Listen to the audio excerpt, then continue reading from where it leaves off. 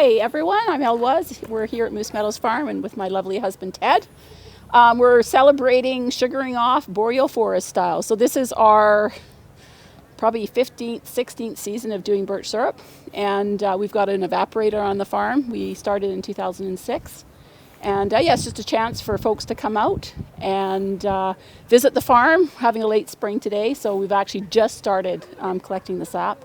But it's a late spring, and it's just a chance for folks to come out, have a visit with some of the animals that live on the farm, and learn a little bit about the birch syrup industry across Canada.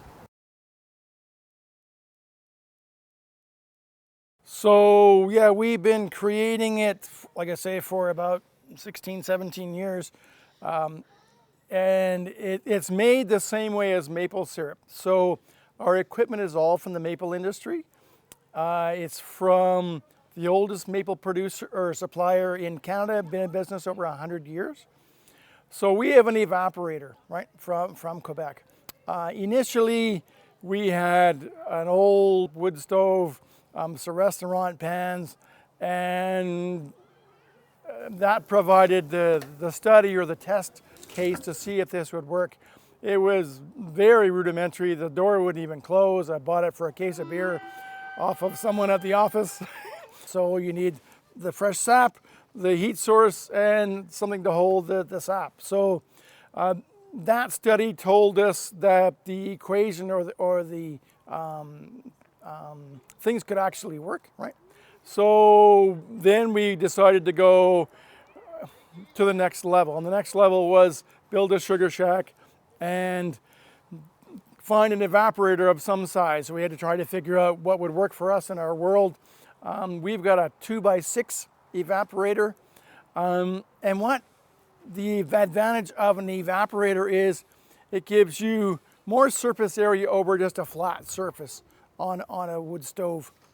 So you have much increased evaporation over just a flat surface.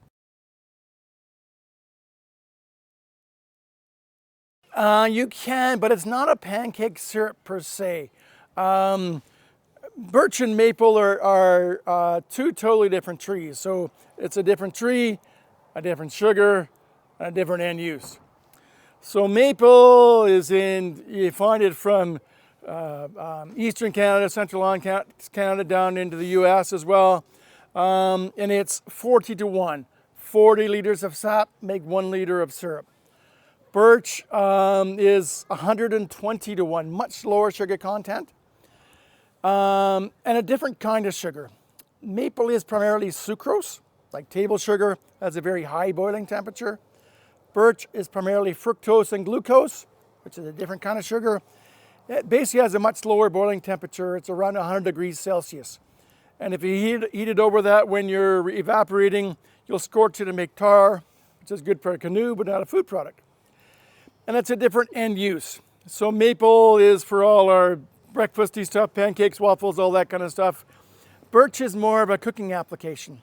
It lends itself well to vinaigrettes, salad dressings, glaze over meat, fish, vegetables, those kinds of things. The chefs love it because a little bit goes a long way. You think you go to some fancy restaurant to get wild coho salmon on a cedar plank with birch syrup.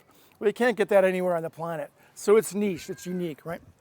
And it's very different, right? So one of the things I really enjoy is selling it to the breweries and distilleries, because I've been, going to the odd brewery or distillery for a few decades now. So it's nice getting that check back from the other direction, where it's kind of a nice thing, right? So it's used in lots of culinary stuff. People like it in lots of different ways. For cold nights in the sugar shack, I mix it about 60-40 with whiskey, right, just to have a little nip, right, because the second week of sugaring off can be a bit tiring. People have been drinking the sap primarily in Europe, Scandinavia, and Russia for centuries. They said it would do all kinds of amazing things. It's basically, I call it nature's Gatorade, right? It's water, sugar, and some electrolytes. Birch sap has about 8% micronutrients, so it's a lot more than maple. Maple's got about 2%. We've actually got a photo of a First Nations lady up in the Yukon at the turn of the last century.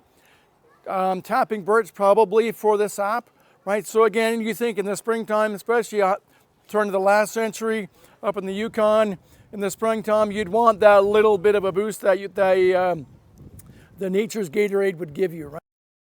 I have to say my absolute favorite one that I believe birch syrup lends itself to is a birch balsamic vinaigrette. But it also does really well in cheesecake, drizzled on vanilla ice cream. We also sometimes mix it with maple syrup. The other thing that's interesting about birch versus maple is closer to a neutral product. It's sitting around 6 on the pH scale, whereas birch sap is 4.6, so it's a lot more acidic. So it's got a little bit of a tangy taste. And I think some people say that it resembles molasses, but when you have molasses and birch syrup side by side, they're actually quite remarkably different. But I would say that's where it lends itself. All of our birch balsamic vinaigrettes have a good shot of birch syrup in them. Yeah. Producers across Canada that you can purchase it online. Locally, there's actually, we sell ours at the farm gate. We also have it at our little store down the way, the Bouchie Lake Country Store. And I believe there's another producer that's based in Hickson, but I'm not exactly sure where they're marketing their product.